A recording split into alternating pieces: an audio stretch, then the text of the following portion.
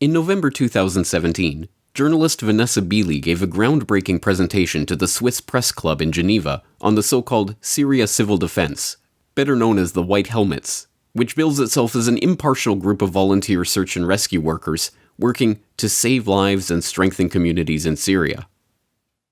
In her presentation, Beeley demonstrated the connections between this supposedly neutral organization, recognized terrorist groups operating in Syria, and the UK government.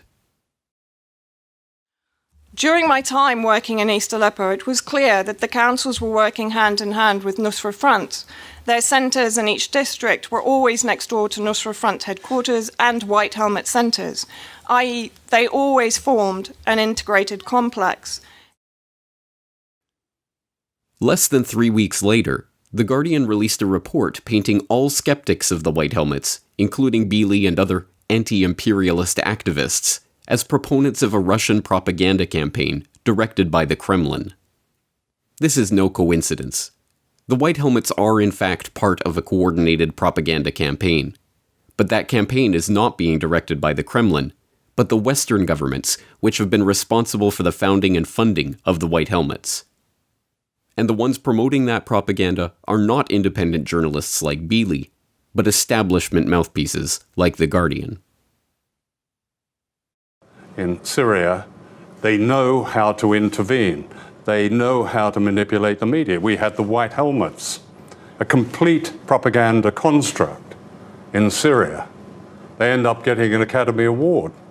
They know how to intervene in public discourse every day and in politics every day.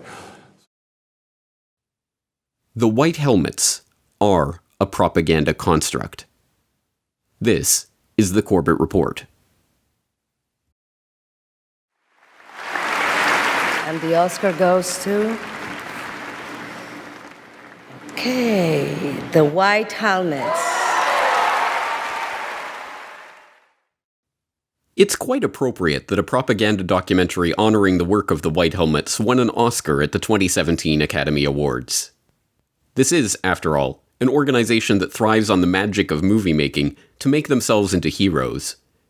Surely any movie that could turn a group funded by the US and UK governments, associated with Western intelligence operatives, and embedded with Al-Qaeda terrorists into a group of crusading heroes is as worthy of an Academy Award as any similarly fictitious movie about superheroes saving the world.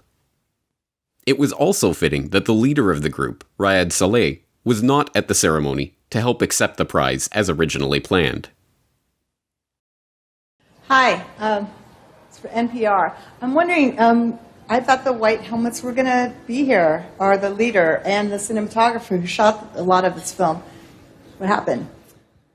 Well, Raed Saleh, who's the leader of the White Helmets, he couldn't come in the end because the last couple of days in Syria, the violence has really escalated, and he does life-saving work. Our cinematographer, I mean, you know, we're confused about this too. The last 2 weeks have been very difficult. He had a US visa. He tried to board a plane, and he wasn't able to come.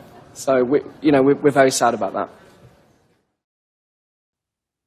What Orlando von Einsiedel, the director of the film, neglected to mention is that this was not the first time that Raed Saleh, the leader of the White Helmets, failed to appear in the US.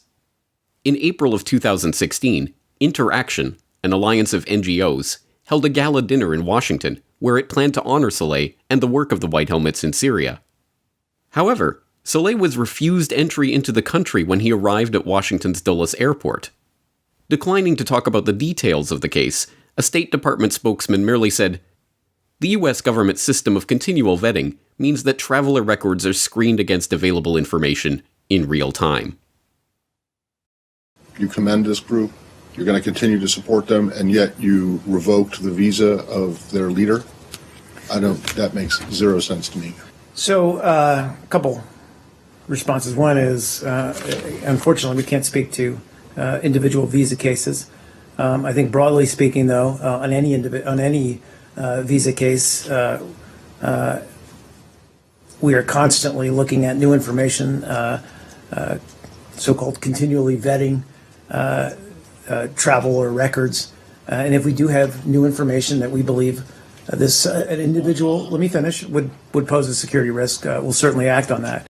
I'm saying that it just strikes me as a bit odd that you're saying that this group is wonderful and does such a great job and you're commending them for their heroism, and yet you're doing this just 10 days after the leader of this group, who was supposed to be, who got his visa revoked and wasn't allowed to travel here. Well, he's one individual in the group.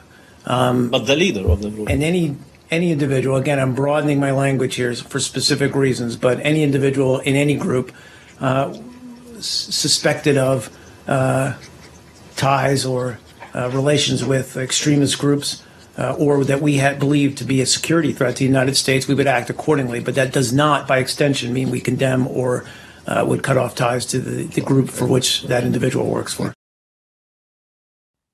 So how is this possible? How could the leader of such a valiant team of crusading do-gooders himself be denied a visa to enter the United States as a potential security threat with ties to terrorists? The multi-million-dollar PR campaign that surrounds the White Helmets, after all, portrays the group as being pure as the driven snow.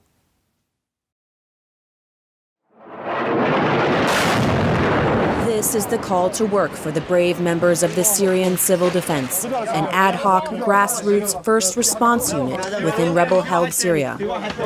Nicknamed the White Helmets, they rush towards the scene of a bombing to save victims, many of whom are trapped under rubble. Once tailors, bakers, pharmacists, these 3,000 ordinary Syrian men and some women, now unwitting heroes. So who are these heroic volunteers? The White Helmets is the unofficial name for the Syrian Civil Defense, a rescue organization made up entirely of volunteers who operate in opposition-controlled Syria. According to their own data, the group have rescued more than 58,000 people, including Omran Daknish, who painfully reminded the world of the horrors unfolding in Syria every day.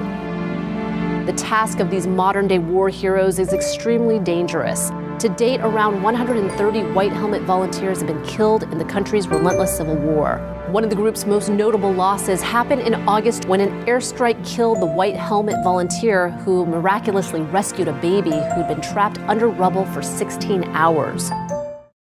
Raed Saleh and Farouk Al-Habib are joining us today from in and around Syria. They represent the civil defense forces, what the Syria campaign has come to introduce as the White Helmets. We often heard over the past 3.5 years of covering the conflict, who are the good guys in Syria? It's such a mess. They are the good guys. But what is always left out of these glowing mainstream media puff pieces is any actual information about the organization. Where did it come from? Who founded it? Where does it get its funding? And why does it operate exclusively in terrorist-held areas of Syria? The first clues about the real nature of the group comes from their name itself. Calling themselves the Syria Civil Defense is misleading in multiple ways. First, it implies that the group was founded in Syria by Syrians. It was not. The group was in fact founded in March 2013 in Turkey by James Le Mesurier, a former British military intelligence officer, then doing contract work for the US and UK governments. None of this information is even controversial. This is the story, as told by Le Mesurier himself at a conference in Lisbon in 2015. In early 2013, I had a meeting with 9 local leaders that had come out from northern Aleppo. And they painted this picture of the frequency and the intensity of the bombing that was taking place. And I was delivering programs on behalf of the US and UK government, and we were able to offer them some good governance training, some democratization training, and a handful of sat phones. Several days later, I was very fortunate to meet the head of Turkey's earthquake response group, a group of people called Akut. And the conversation that we had was along the lines of, if they can rescue people as a result of a building that's been flattened as a result of an earthquake, how possible is it to rescue people from a building that's been collapsed as a result of a bomb? And this led to a series of design labs. We brought a number of people out of Syria who brought building samples, and we sat down over several days, merging the expertise of the Syrians that had come out from the ground, who knew the regime tactics, with my organization that understood operating in war zones, and the expertise of this organization, Akut, who rescue people after earthquakes. The name Syria Civil Defense is also a lie because there is a real Syria Civil Defense that has been operating in the country for 65 years. The actual Syria Civil Defense, a volunteer search and rescue organization, was established in Syria in 1953. Unlike the White Helmets, the real Syria Civil Defense is a member of the International Civil Defense Organization, and, again in contrast to the White Helmets, has an emergency number, 113, that can be called in Syria by those needing assistance. But this Syria Civil Defense does not enjoy the glitz and glamour of Oscar-winning documentaries, the constant attention of the international press, or the more than $60 million in funding by foreign governments that have been bestowed on the White Helmets. Do you know who finances them, how they operate, who are they supported by, what kind of organization they have? How do you get your information from them and so on? Well, I can say we provide them with, well, I can tell you that we provide through USAID about $23 million in assistance to them. But they are fantastically brave, these White Helmets. I'm proud to say we're giving them another, I think, £32 million of funding as part of a wider £65 million package for non-humanitarian aid. Now, I would like to come back to the funding of the White Helmets in a little more detail. My colleague here covered it in general. But I would like to focus on the UK Foreign Office and the use of the Conflict Stability and Security Fund to support and finance the Syrian opposition and the White Helmets. The UK regime is a primary player in the US coalition and in its operations inside Syria.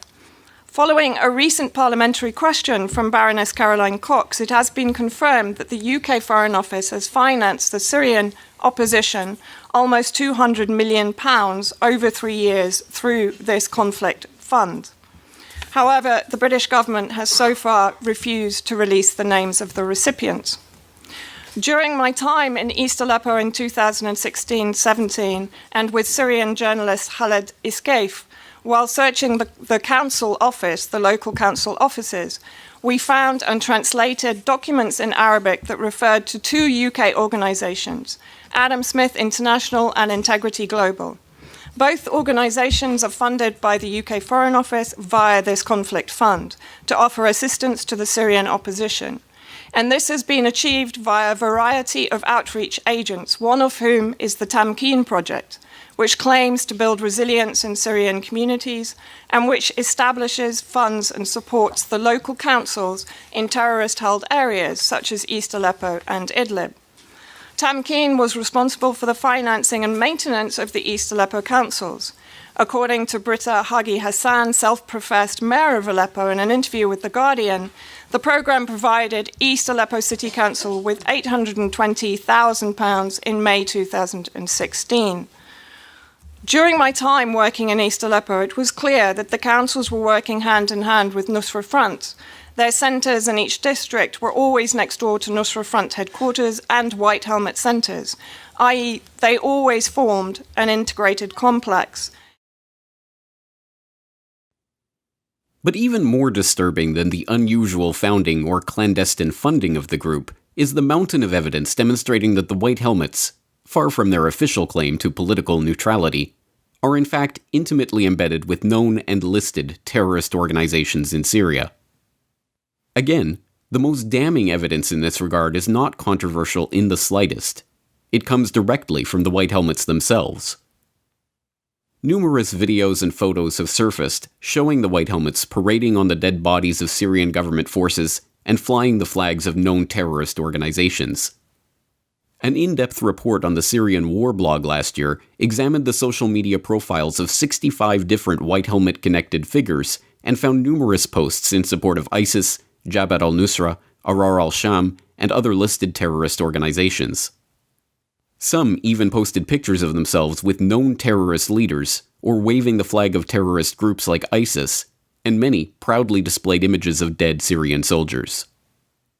Most incredible of all is the footage of the White Helmets attending the executions of Syrian civilians and soldiers by terrorist groups, moving in to cart the dead bodies away mere seconds after the victims are brutally slain. Most of this evidence is explained away as bad apples in the organization acting on their own. Some of these bad apples are then castigated in public displays, like when one White Helmet was fired when footage surfaced showing him disposing the mutilated corpses of Syrian government fighters. When a graphic video of the White Helmets overseeing the execution of a man in terrorist-occupied Daraa surfaced last year, the group actually defended the workers while acknowledging that they, quote, did not fully uphold the strict principle of neutrality and impartiality. But incredibly, James Le Mesurier, the former British intelligence officer who founded the White Helmets in 2013, defended the workers caught in one bloody video from May 2015. The Middle Ground, a Singaporean website, ran a story last year featuring Le Mesurier's take on the incident. But what about the damning video from May 6, 2015? The article reads, White Helmet volunteers were caught on tape running in to clear a body seconds after a gunman executed a man. It turns out that the deceased was tried and sentenced to death in a local Sharia court, said Mr. Mesurier. When his father found out about the time of execution, he called the White Helmets to help him conduct a proper burial. Besides, the gunman was clad in a balaclava, not a white helmet. Accusing the White Helmets of this act would be akin to accusing Joseph of Arimathea of crucifying Jesus. In opposition to the deafening mainstream media silence over this incredible mountain of evidence against the White Helmets stand only a handful of independent researchers, universally ignored, castigated, or marginalized from the mainstream discussion on the issue. These independent researchers include Vanessa Beeley, a British researcher who has been one of the few journalists to report extensively on the ground in areas like East Aleppo over the last 2 years, and Eva Bartlett, a Canadian blogger who has gained notoriety for using her own on-the-ground reporting from Syria to speak out against the mainstream narrative about the White Helmets.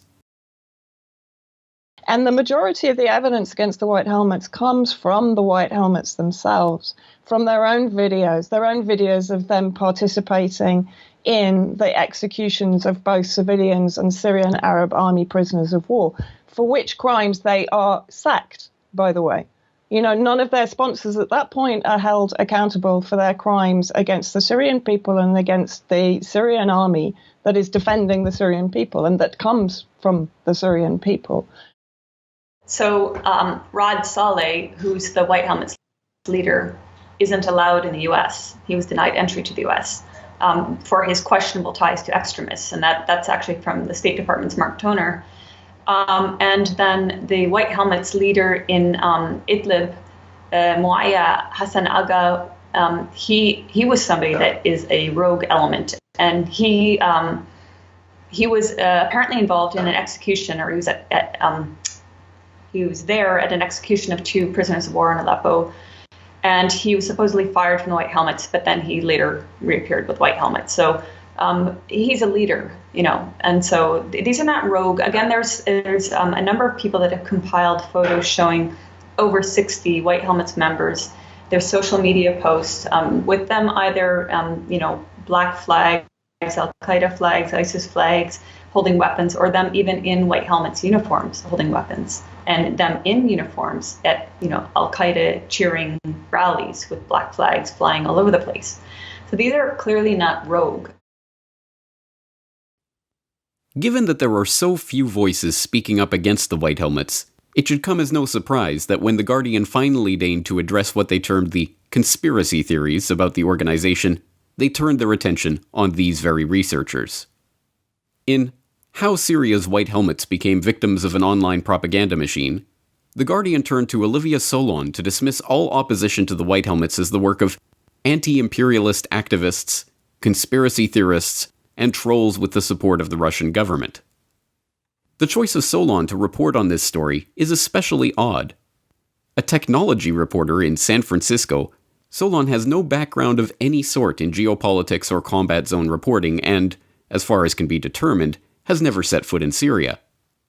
Instead, she relied exclusively on sources such as the murky PR lobbying firm, the Syria Campaign, to to praise the White Helmets and castigate their detractors.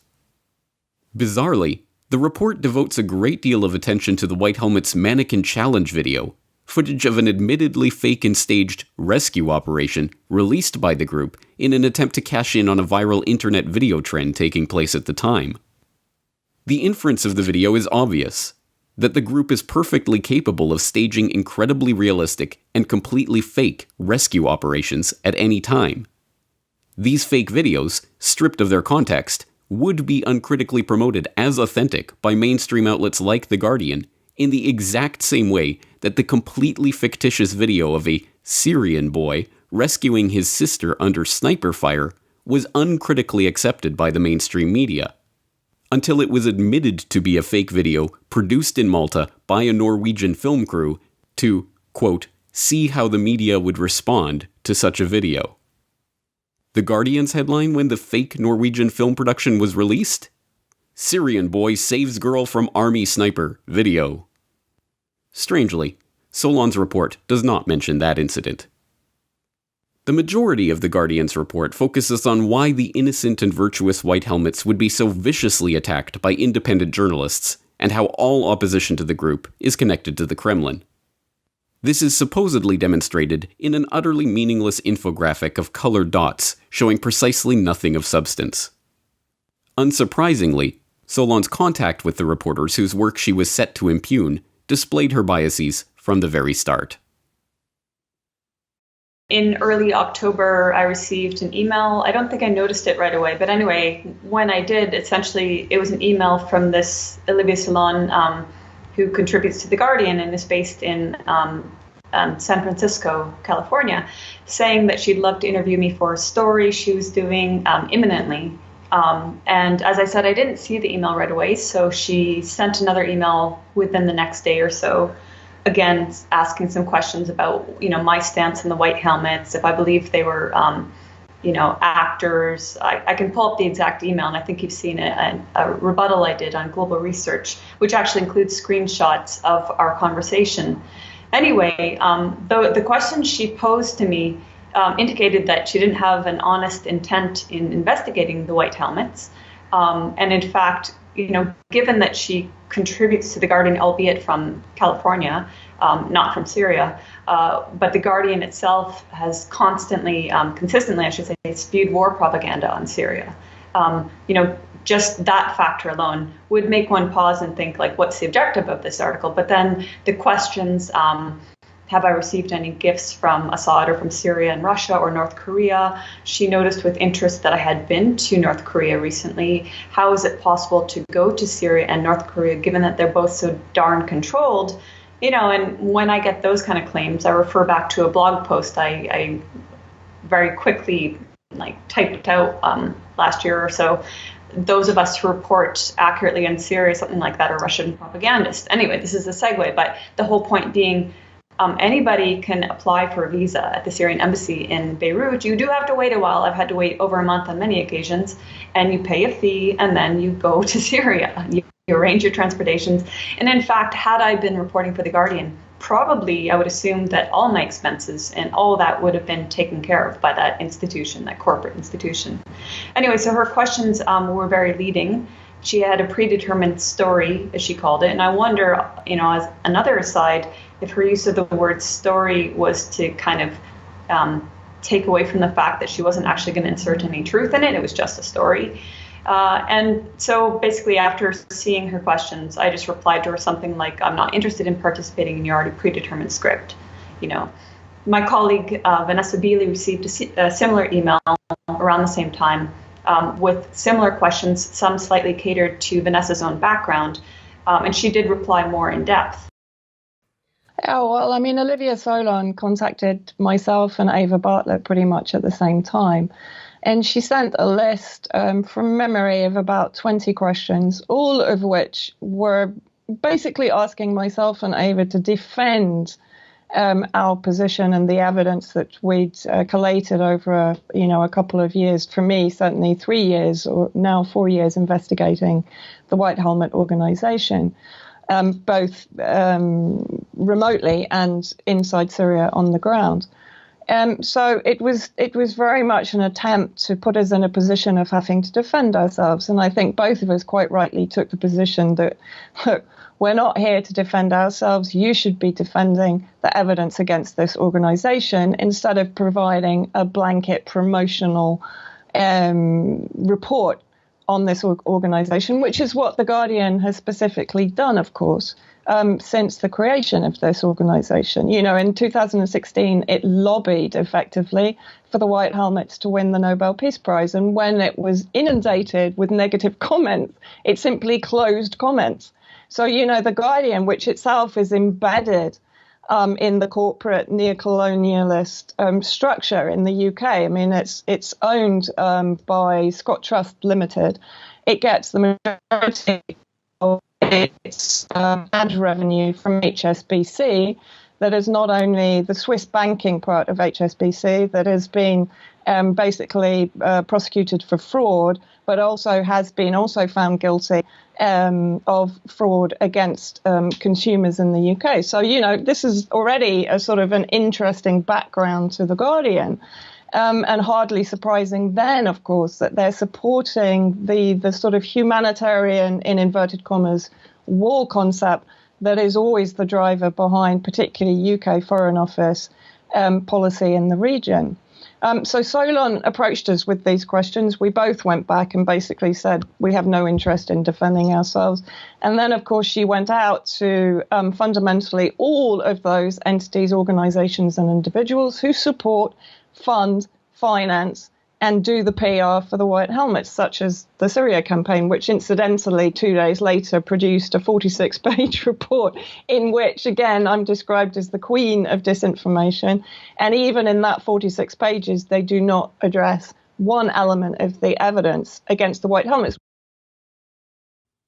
Researchers like Bealey, Bartlett, and Professor Tim Anderson, also mentioned in Solon's report, are easy enough targets for The Guardian. Independent journalists taking it upon themselves to counter the Syria narrative, they would never be taken seriously by establishment media circles in the first place. Curiously omitted from the Guardian article, however, are the award-winning, internationally respected journalists who have similarly expressed skepticism about the White Helmets, their backers, and the PR campaign that surrounds them. There is Gareth Porter, the award-winning journalist who has contributed to Foreign Policy, Foreign Affairs, The Nation, Al Jazeera, Salon, The Huffington Post, Alternate, and countless other outlets, who wrote How a Syrian White Helmets Leader Played Western Media in November 2016. There is Philip Giraldi, a former CIA counterterrorism specialist and military intelligence officer who wrote The Fraud of the White Helmets in July of 2017. There is Stephen Kinzer, former New York Times correspondent and, ironically, current contributor to The Guardian, who tweeted his congratulations to Al-Qaeda and Syrian jihadists when the film about their PR outfit, the White Helmets, won the Oscar. And, of course, there is John Pilger, one of the most respected and celebrated journalists and documentarians of the past half-century. In Syria, they know how to intervene. They know how to manipulate the media. We had the White Helmets, a complete propaganda construct in Syria. They end up getting an Academy Award. They know how to intervene in public discourse every day and in politics every day. It is unclear whether Solon and The Guardian believe Porter, Giraldi, Kinzer, and Pilger to be anti-imperialist activists, conspiracy theorists, or trolls with the support of the Russian government. But the issue here is not merely one of PR and propaganda, as appalling as the uncritical reporting about the White Helmets has been. What is worrying is that the so-called Syrian civil defense is, as we have seen, not Syrian at all. Founded, funded, and promoted by foreign governments, foreign contractors, and foreign lobbyists and PR agencies, the White Helmets are not a spontaneous Syrian search and rescue operation, but a template. A template that, if successful, can and will be employed anywhere and everywhere that those same foreign powers want to destabilize targeted governments in the future. But I think what is interesting, why is this organization being protected to such an extent? I think it's because the imperialist apparatus is defending the concept. We've already seen James Le Mesurier recruiting in Brazil. We know that the White Helmets have appeared in Malaysia and in Venezuela and in the Philippines. So, because this went through my head so many times, these are only 3,000 really criminals and thugs that have sort of emerged from the terrorist ranks or the Free Syrian Army moderate extremist ranks to become the White Helmets in order to get paid to continue doing the same job but under a different auspice. Why are they being so heavily protected? But I think it's more to do with the concept. It's more to do with the importance of this concept going forward. As James Le Mesurier said very recently, who would you trust more than the fire brigade or a first response NGO? There you have it. That's the key to why this group is so important. In the end, the point is no more that we should uncritically accept every statement made in opposition to the White Helmets than that we should uncritically accept every statement made in their favor. The point is that in a world where people were concerned about the real truth of the matter, we would not be forced to rely on the on-the-ground reports of Beeley, Bartlett, and the handful of other independent journalists who actually bothered to visit Syria and talk to actual Syrians about what is happening in their country. In such a world, there would be many different journalists, researchers, and citizens all trying to get to the bottom of what was really happening in the country. But we do not live in such a world, and one thing is perfectly clear. We cannot rely on outlets like The Guardian and their fellow travelers like BBC News, Channel 4, CNN, and other mainstream establishment outlets to report the truth on these matters. So I wasn't really aware of Olivia Salon prior to her having contacted me, so I wasn't following her on Twitter. However, after the article came out, I found that first her Twitter account was closed to comments, and then it was opened, but people like myself were blocked from commenting. And she was seemingly outraged at one point that we went ahead and made our own statements and rebuttals without having the courtesy of sending her an email, even though we were the subject of her smear piece. And the other thing is, the Guardian comment section is closed, except on social media. I'm not, I don't look at the Guardian that much, except when I want to prove how they're lying. So I'm not aware if that's been their policy for a while, if that's a new thing. I do notice that at the bottom of many of their articles, there's a plea for donations for honest investigative journalism.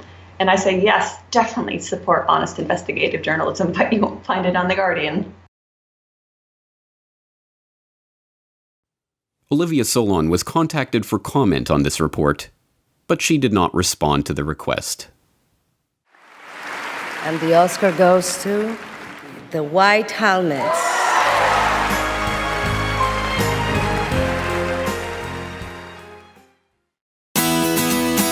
The Corbett Report is brought to you by the Corbett Report subscriber, a weekly newsletter featuring James Corbett's International Forecaster editorial, recommended reading and viewing, discounts on Corbett Report DVDs, and once a month, a subscriber-only video.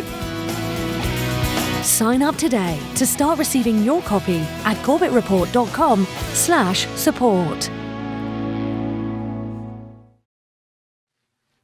So sorry.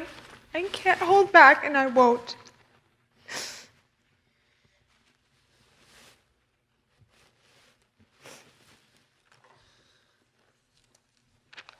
A lot of babies don't make it. That was the miracle baby. I just can't believe that I can't hold it together when I watch that video. And Farouk and Raed can be here to tell us about it.